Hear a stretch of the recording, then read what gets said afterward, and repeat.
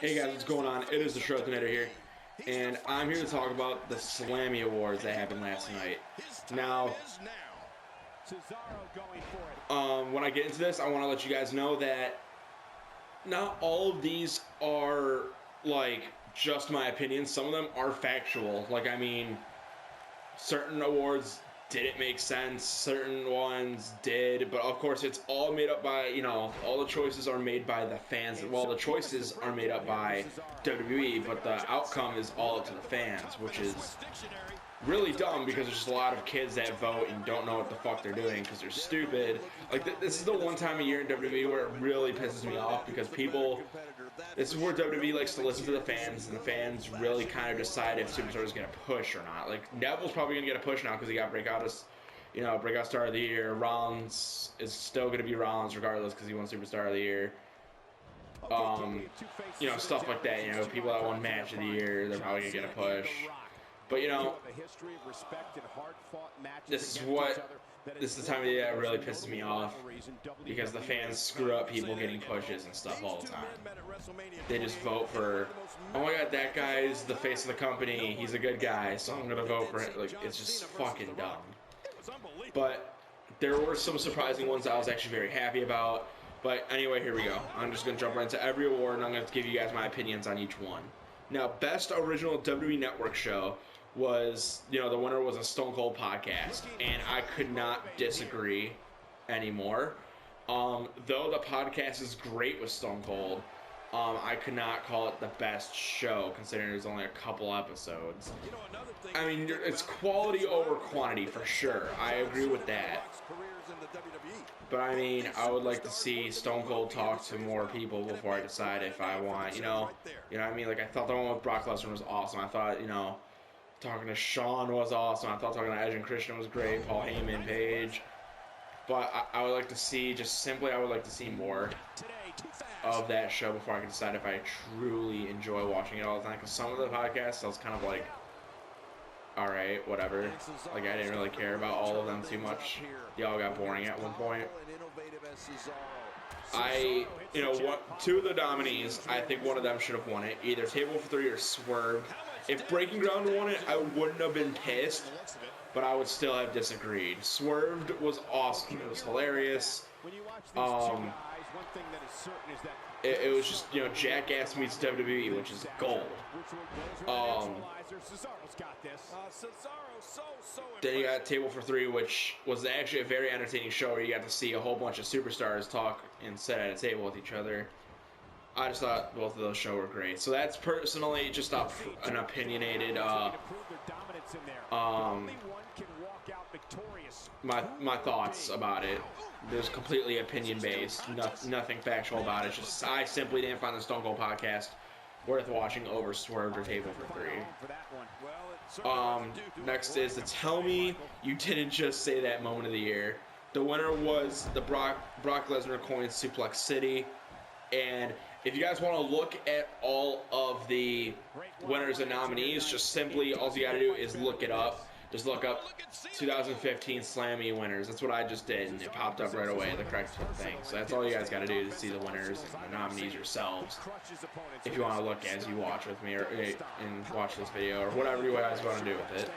I completely don't have any arguments for that one or anything to say about it. I mean, Brock Lesnar quit Suplex City at WrestleMania. That's freaking awesome. Just, he didn't mean for it to be a saying, and he's like, you know what, I'm gonna say it. Then we had Celebrity Moment of the Year, which the winner was Stephen Amell dives onto Stardust at SummerSlam. Now, before I really get into the award itself here, Stephen Amell did fucking terrible. He just got his ass beat the whole match and then ended up diving on Stardust and then never got the win. You know what I mean? Like, it was just so bad. It was so bad. It just didn't make any sense. Kiss of Entourage introducing Zack Ryder was awesome. I thought that was great. Kevin Owens, Power Owens, Machine Gun Kelly, yo, representing Cleveland like that, I thought that was pretty cool watching. Even though there was a clear mattress down there, that's still pretty cool that he took that hit. Stewart getting involved in the SummerSlam match was retarded. Don't want to talk about that even. And Wayne Rooney slapping King Barrett, I mean, we've seen that from celebrities a lot, so didn't really care for that moment at all. Yeah, I think honestly the best thing was, again, this is simply opinion based. Well, Stephen Amell dying on the Stardust was definitely not the winner. I mean, that was just retarded. Whoever voted for that one, I'm sorry, but stupid. Same with Wayne Rudy slapping King Barrett. Same with Jon Stewart getting involved in the John Cena match at SummerSlam. Just stupid, horrible for WWE right there. That's just retarded. Machine Gun Kelly getting powerbound in the cast of Entourage, introducing Zack Ryder.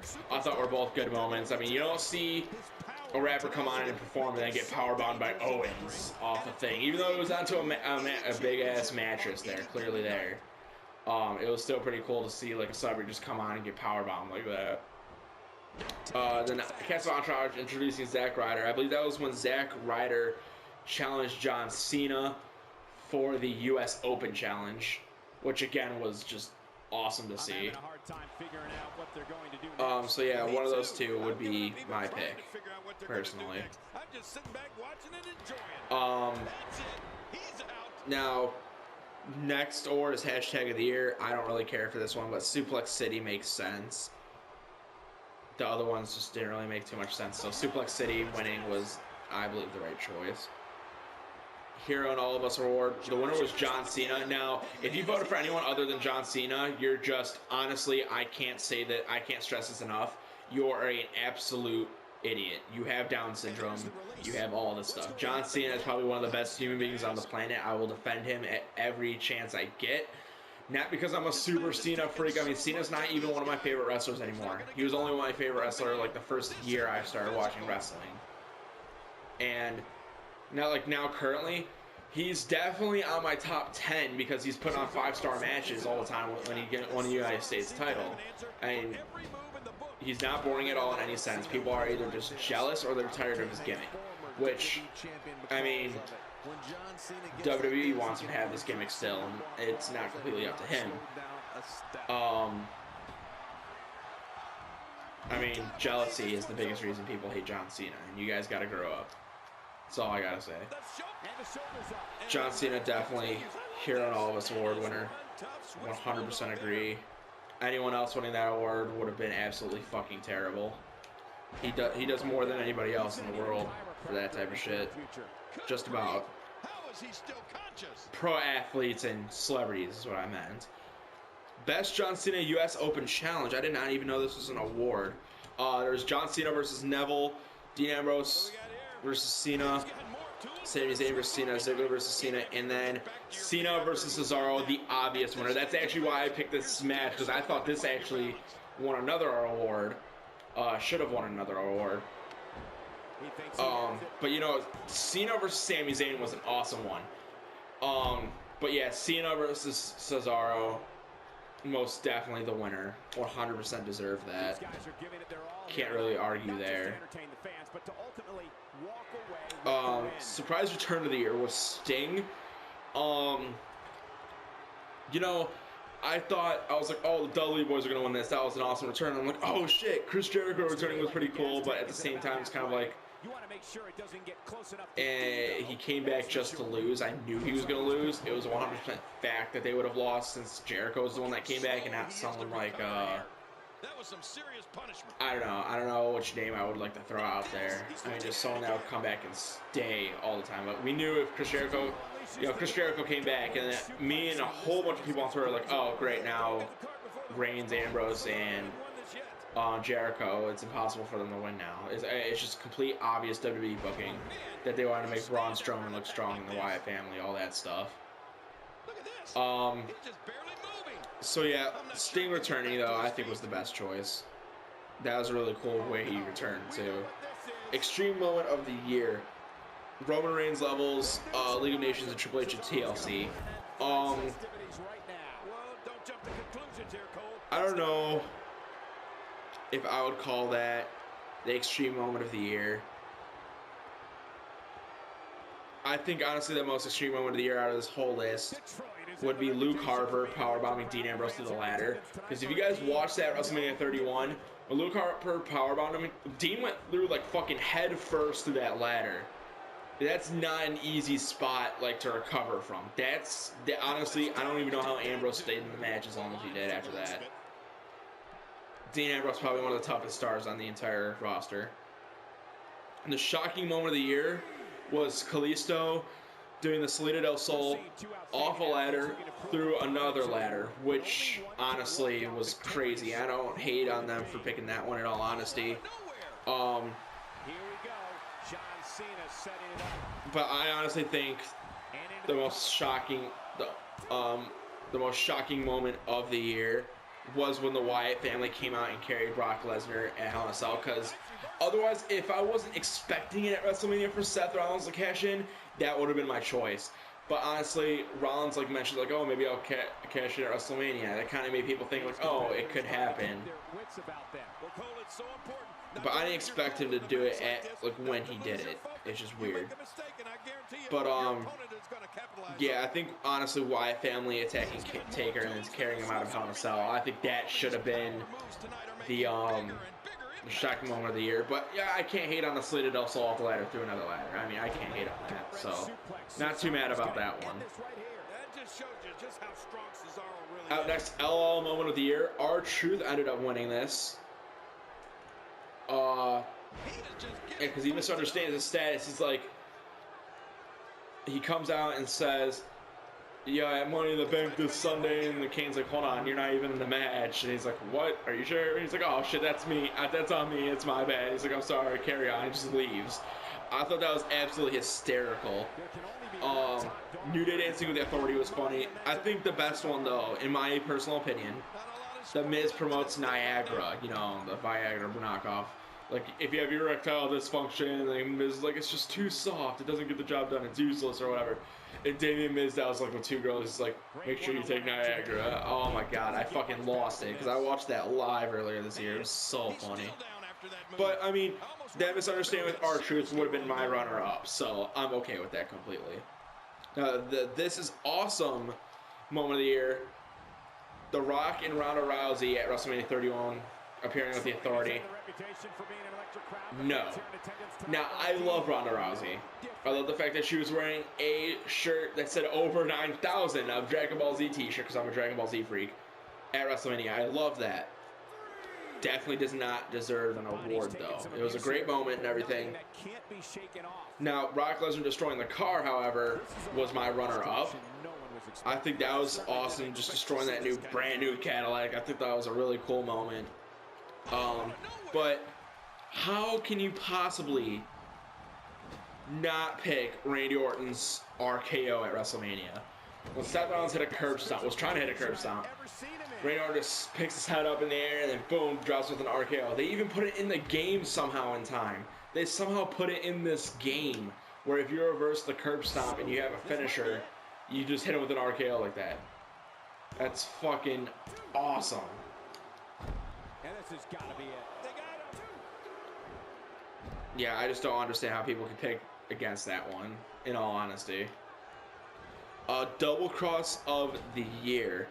And the winner was Damien Mizdow, eliminating The Miz from the Andre the Giant Memorial Battle Royal when they were still, you know, the Miz and Mizdow group.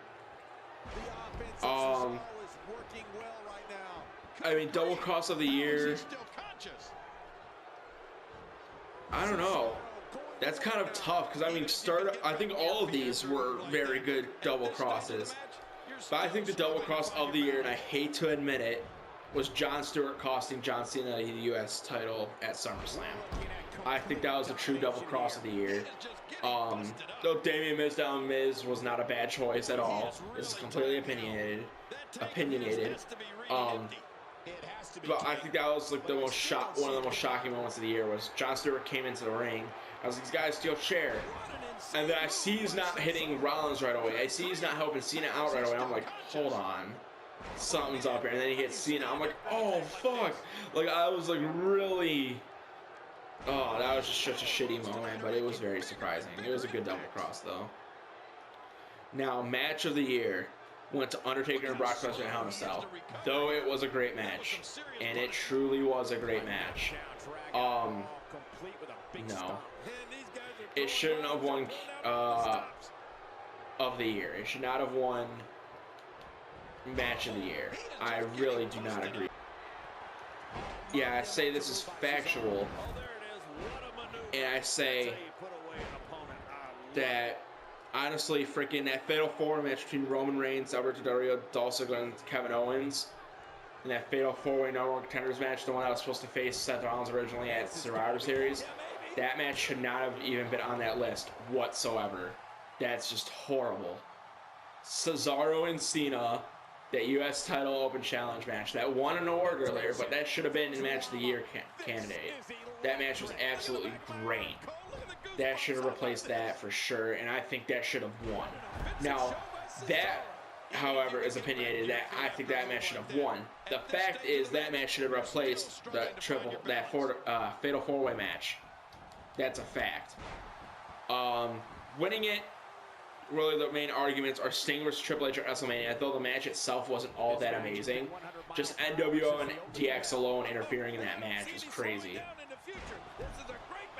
Cena versus Kevin Owens at Elimination Chamber was a great match, but I definitely want to say it was match of the year. Cena versus Lesnar versus Rollins at Royal Rumble.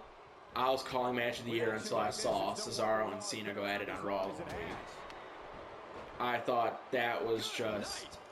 I think all these matches were great, except for that Fatal 4-Way. That was just okay. But yeah, that's my opinion on that one. I believe we're on the last couple awards here. I could be wrong, though. No, there's still a few more. Breakout Star of the Year ended up being Neville. Now, I did say this earlier, and I do not agree with it at all. 0% agreement with this. I don't think there should have even been a good close runner-up. Kevin Owens was the obvious choice. Again, this is just the fans being retarded, of course. Neville, however, is a great superstar and everything. He should be up there. He should have been competition with Kevin Owens for Breakout Star of the Year, but simply just didn't deserve it. I mean, Kevin Owens is a clear Superstar of the Year. Went from NXT champion to debuting against John Cena and winning against John Cena. Then, of course, had that long rivalry with Cena for a good while until like after SummerSlam. Then Kevin Owens ended up winning the Intercontinental title. Was a great Intercontinental champion. Was a very great heel. He honestly was on my top 5 superstars of the year as well overall. But yeah, Kevin Owens should have won Breakout Star of the Year, and that's a fact. I mean, he deserved it. Tag Team of the Year, of course, horrible. I mean, this is the biggest upset for me for Tag Team of the Year. I know the Usos are liked, but 100% bullshit that they won. I mean, they didn't wrestle for half a year this year. Half of this year, they were gone. Straight up half of the year because of an injury. Sucks for them, but they didn't deserve any awards. The New Day were the obvious choices, of course. I mean, Tyson Kidd and Cesaro were awesome, but again, they weren't tag team enough this year to be considered tag team of the year. New Day, the obvious and only logical choice for that. That's all I can say about that one. Rivalry of the Year was Undertaker versus Brock Lesnar. I would not disagree with this too much, in all honesty. Based on the other choices, I'd say my runner-up would be Randy Orton and Seth Rollins, but Undertaker versus Brock Lesnar, definitely Rivalry of the Year, I agree. Now, Diva of the Year ended up being Nikki Bella. I agree but don't agree, because she was Diva's champion just, pretty much the whole year. Then you had, my runner-up would have been Paige. Paige was just awesome this year compared to the other divas. I think, honestly, Paige would have been my choice. Nikki Bella would have been my runner-up, though. Now, for Superstar of the Year, every single superstar was eligible to be picked here. This was the biggest award of the night, of course. Seth Rollins ended up winning it, and again, not much else I can say, but I 100% agree. Seth Rollins was champion since WrestleMania. He won Money in the Bank. He was winning matches. He was putting over people when he needed to. He was the perfect heel, perfect performer. He was the best overall superstar of the year again for 2 years in a row. He should have been Superstar of the Year last year too, but of course people were retarded and picked Roman Reigns last year. But yeah, I mean, Seth Rollins was the obvious choice. I honestly thought people were going to pick Roman because that would have pissed me off. But people picked Seth Rollins, surprisingly.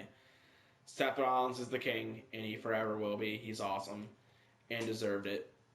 So thank you all so much for watching. Make sure you hit that like button. Also comment. Let me know what you thought about the video. Let me know what you thought about the Slammies. Let me know who you thought won awards specifically. And of course, subscribe. I'll see you all next time. Goodbye.